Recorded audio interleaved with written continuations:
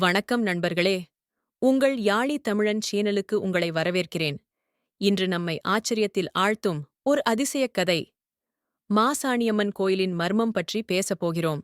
இந்த கோயிலின் பின்னணி மற்றும் அதனைச் சுற்றியுள்ள அற்புதங்களை அறிந்தால் உங்கள் மனதை கொள்ளை கொள்வது உறுதி. ஏன் ஒரு பெண் தெய்வமாக கருதப்பட்டாள்? அந்த மரணத்தின் பின்னால் உள்ள உண்மை என்ன? இதோ இதைப் பற்றி அறிய ஒரு சுவாரஸ்ய பயணத்தில் நீங்களும் நானும் செல்லலாமா? தமிழ்நாட்டில் கோயம்புத்தூர் மாவட்டம் பொள்ளாச்சி அருகே அமைந்துள்ள அம்மன் கோயிலாகும். இக்கோயில் இந்தியாவிலுள்ள ஆனைமலை பொள்ளாச்சியில் உள்ளது. பொள்ளாச்சியிலிருந்து தென்மேற்கு திசையில் 24 கிலோமீட்டர் தொலைவில் மாசாணி அம்மன் கோயில் அமைந்துள்ளது. இது ஆனைமலை மாசாணி அம்மன் கோயில் எனவும் அழைக்கப்படுகிறது. ஆனைமலை குன்றின் அடிவாரத்தில் ஆழியாறு சங்கமிக்கும் இடத்தில் இக்கோயில் உள்ளது. இக்கோயிலின் பின்புலமாக ஆனைமலை குன்றின் பசுமையினை காணலாம். பண்டைய காலங்களில் ஆனைமலை நன்னூர் என்றும் இப்பகுதி நன்னூரால் ஆளப்பட்டது. தனக்குச் சொந்தமான அடர்த்தியான மாந்தோப்பில் இருந்து பழங்களை பறித்தவர்களுக்கு கடுமையான தண்டனைகளை அவர் அறிவித்திருந்தார். அவரது படை தளபதியின் பெயர் கோஷர். கோஷருக்கு சயனி என்ற ஒரு பெண் இருந்தாள். சயனி மிகுந்த அழகு உடையவள். எனவே தனது மகளுக்கு வீரமான ஒருவரை திருமணம் செய்ய திட்டமிட்டார். மகிழன் என்பவரை தனது மகளுக்கு மணமகனாக தேர்வு செய்தார். மகிழனுக்கும் சயனிக்கும் திருமணம் நடந்தது. இருவரின் வாழ்க்கையும் சிறப்பாக சென்றது. திருமணம் முடிந்து முதல் மாதத்திலேயே சயனி கர்ப்பமானாள். கோஷர் தனது மகளின் வளைகாப்பு வைபவத்தை வெகு விமர்சையாக நடத்தினார். பின் 8வது மாதத்தில் தனது மகளை தன் வீட்டுக்கு அழைத்து செல்ல விரும்பினார்.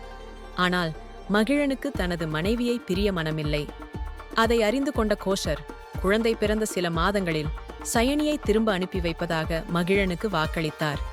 சயனிக்கு மாம்பழம் மீது அதிக ஆசை. எனவே கோஷர் விதவிதமான மாம்பழங்களை வாங்கி கொடுத்தார். ஒரு நாள் சயனியின் தோழிகள் சயனியை சந்திக்க அவளது வீட்டுக்கு வந்தனர். தோழிகளை பார்த்த சயனிக்கு சிறுவயதில் ஏரியில் குளித்த ஞாபகம் வந்தது. எனவே தோழிகளிடம் ஏரியில் குளிக்க தனக்கு ஆசை என கூறினாள்.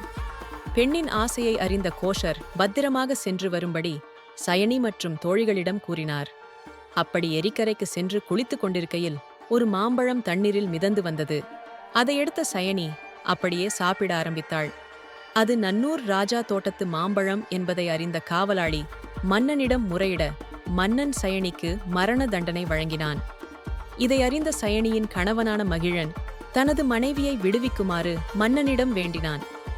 மகிழன் தனது மனைவிக்கு பதிலாக எடைக்கு எடை தங்கமும் பல யானைகளையும் பரிசாக தருவதாக கூறியும் மன்னன் அதை ஏற்காமல் சயனிக்கு மரண தண்டனையை நிறைவேற்றிவிட்டான். பின்னர் மகிழன் மன்னனை கொன்று தானும் உயிர் துறந்தான். அதை அறிந்த கோஷர் ஒரு ஈட்டியை தனது மார்பில் குத்திக் கொண்டு இறந்தார். இது நடந்த சில காலம் ஊரில் மழை இல்லாமல் மக்கள் அவதியுற்றனர். கர்ப்பிணி பெண்ணுக்கு மரண தண்டனை தந்ததால்தான் ஊரில் மழை இல்லாததை உணர்ந்த மக்கள் அந்த பெண்ணிற்கு மண்ணில் சிலை எடுத்து பெண் தெய்வமாக வழிபட ஆரம்பித்தனர். வழிபட ஆரம்பித்தவுடன் மழை பெய்து ஊரின் செழுமை பழைய நிலைக்கு திரும்பியது. அந்த தெய்வமே பின்னர் மாசாணி அம்மன் என்று அழைக்கப்பட்டாள். பிள்ளைப்பேறு இல்லாதவர்கள் மாசாணி அம்மனை வேண்டினாள். பிள்ளைப்பேறு சீக்கிரம் கிடைக்கும். அதுபோல மிளகாய் அரைத்து அம்மன் மீது பூசி வேண்டினால் நினைத்த காரியம் வெற்றியடையும். இதுதான் மாசாணியம்மன் கோயிலின் மர்ம கதை. இந்த கதையின் பின்னணியிலுள்ள எளிய மக்கள் நம்பிக்கையும் தெய்வத்தின் மகிமையும் நம்மை சிந்திக்க வைக்கிறது. நீங்களும் இந்த கோயிலுக்கு சென்று அந்த தெய்வத்தின் அருளை அனுபவிக்கலாம். இந்த வீடியோ பிடித்திருந்தால் லைக் பண்ணவும், உங்களது கருத்துக்களை கமெண்டில் பகிரவும். இன்னும் பல தெய்வீக கதைகளுடன் உங்களை சந்திக்க மீண்டும் வருகிறேன். இந்த யாழி தமிழன் சேனலை சப்ஸ்கிரைப் பண்ண மறக்காதீர்கள். நன்றி.